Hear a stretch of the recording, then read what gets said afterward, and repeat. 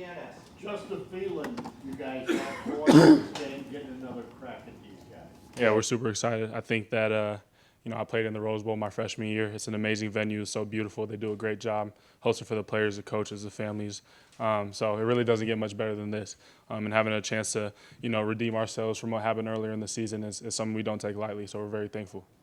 Austin Ward, the podcast. Mac, what if I told you that Jeremiah Smith wasn't the freshman of the year nationally? I did hear that. Yeah, that's a little. I don't even know who won it. Who won it? Colin Simmons from Texas. Yeah, I mean, I don't know. That's we know what we got here on our side. We're not too worried about awards and stuff like that. So I know JJ, the type of kid he is, that's only going to motivate him more. So it's fuel to the fire, which I think is good for us heading into this week. When he got here, what was the first moment that you saw him and thought, well, this could be something? I would say probably just his mindset. Not even obviously he's a freak when it comes to his body and stuff like that, just his physical nature. But I think just his mindset, the way he approached the weight room, it didn't really seem like a way a freshman would. And he was our only freshman ever to receive, an Iron Buckeye award, which, is something I was pushing towards my entire time being here. But, it takes another level of dude to be able to receive that reward, especially as a freshman. So, that's kind of when I knew. Stephen Means, Cleveland.com. More on that. When you and Marv first got here, Garrett and Chris were adamant about the way that you guys, even as freshmen, were pushing two guys who were about to be first-round draft picks. And then Marv kind of said the same thing about Carnell and Brandon last year. How did JJ push you guys when he first got here as the young guy, and now you guys are the older guys? Yeah, I would say it's very similar. It's kind of the same exact thing. And, I don't know what it is about the culture in Zone 6, but we keep bringing in these type of people year in and year out. That's what makes our room so great. But I think that something that JJ was able to push me in was just, he was able to push me in my leadership. I needed to grow in that aspect, but he also was able to challenge me when it came to the weight room and on the field, because we were always paired together when it came to summer and winter workouts. We were always lifting together. I get a couple wins, he get a couple wins. So it was really that next level step of competitiveness that I needed and that edge that I needed. Pat Murphy, 24/7 Sports. Emeka, you guys came into the Tennessee game with a lot of outside motivation with Michigan loss and kind of the 3 weeks of talk.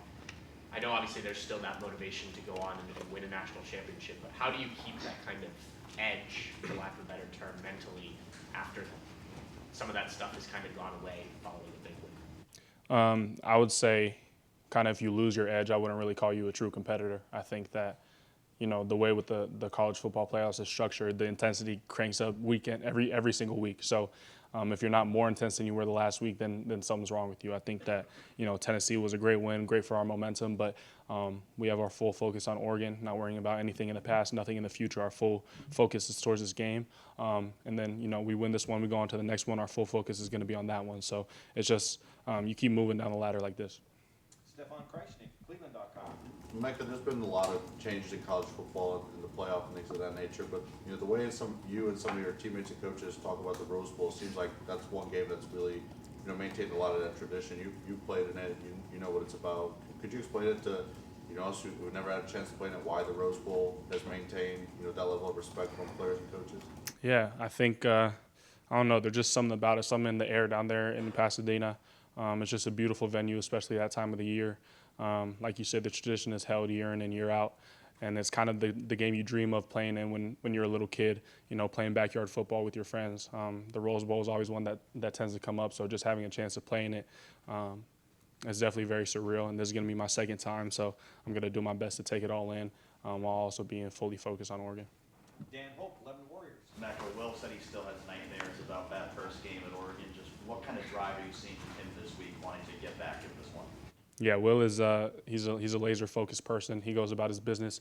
He's very loose and he's very calm and he's able to rally the team. But you can see it in his eyes that this game means everything to him. So every single practice, every single huddle, making sure we're sharp, making sure we have a better practice than we had than yesterday, a better practice than Oregon is having. So his full focus is on being this team, and obviously it's hard not to think about the stuff of the past, but I know he's laser focused on what we got coming up.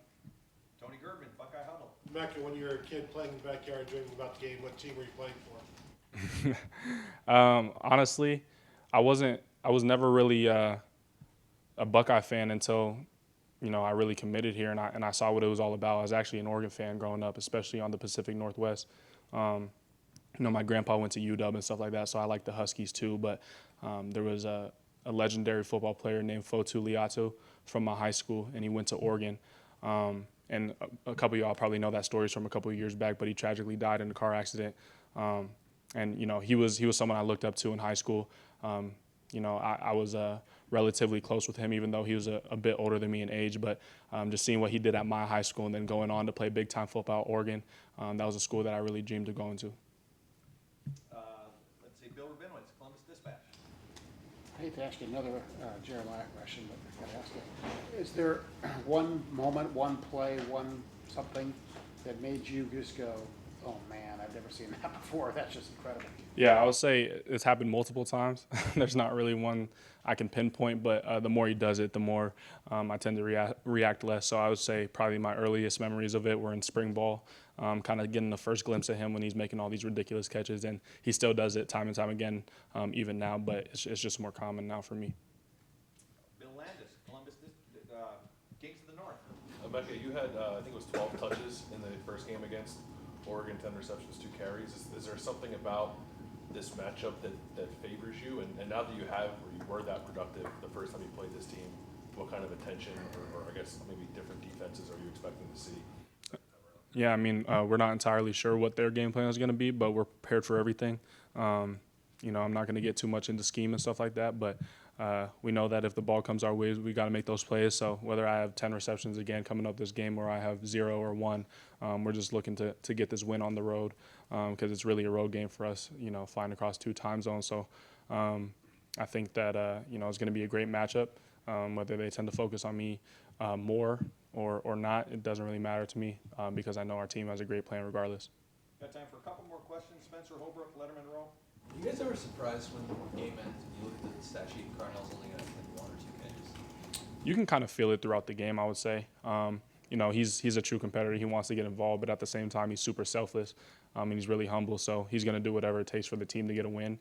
But it's the competitive nature in him that wants to, contribute as much as he can. So, I try to be in his ear to tell him to be level-headed and stuff like that. Not that I need to. He's a very level-headed and selfless guy, like I'm saying. But, sometimes that's just how the game goes. I had a game this year where I only had 1 catch, but we ended up winning by a lot. So I think that it's hard, or it's easy to be focused on the personal attributes that you can have game in and game out, but no one's really going to remember those if we're holding up the trophy at the end of the year. Seems like he could be a number 1 on I think 95% of college football rosters right now, but he's like number 3. When you see his work ethic, all of those things that he goes up there and makes a play, are you guys ever reminded like, yeah, this guy could absolutely be a number 1 on most college football rosters? I would disagree with you. I think that he is a number 1. I think that we don't have a number 3 receiver. I think we have 3 number 1 receivers out there. So whatever the defense, if they want to put their attention on one guy or a couple of us, they're not really doing themselves any favor because we're going to have a favorable matchup on the other side of the ball. So that's never how we view ourselves. We know we're alpha dogs out there. Every single one of us knows we have the capabilities to be a number 1 receiver, and we are number 1 receivers. And final question, Steve Hellwagen, 24/7 Sports. Yeah, Emeka, at the end of that game, you made one of the clutch plays that passed down the sideline. At any time when you make that play, are you thinking, did you ever in your mind think we're going to win this game after we're now close to field goal range? I mean, did that play in your mind say, my goodness, we've got a chance to get out of here with the win? Yeah, I definitely knew where I caught the ball, and I knew we were, close to being in field goal range. So, there was a sense of, I knew it was a big play that I made, but in those moments you have to finish out the game no matter what. You can't get a big head. You can't get complacent. You have to finish the game until the clock hits 0. So that's something we've been working on. We work on 2-minute every single Wednesday practice. So today we'll work on our 2-minute, and we don't even call it 2-minute. We call it clutch because in those games, in those big moments, someone has to make a clutch play. So we're focusing on that every single game, knowing that we're going to have to make one of those plays coming down the stretch here. What would it mean if you're able to finish this one off and get to the Final Four of this playoff? Just what, in your mind, just would this be, just the ultimate, I suppose, to beat a team that's already beaten you earlier this year. No, I think the ultimate would be winning the national championship. So, we're focused on this. This just happens to be the next team in the way. We're not focused on whether we played them earlier this year, whether they got the win over us. They're just a nameless, faceless opponent. So we're going out there fully prepared, not worried about what's happening in the past. We've played them before, we felt them out. So it's all about who got better from that point in time until now. Emeka, thank you very much. Thank you.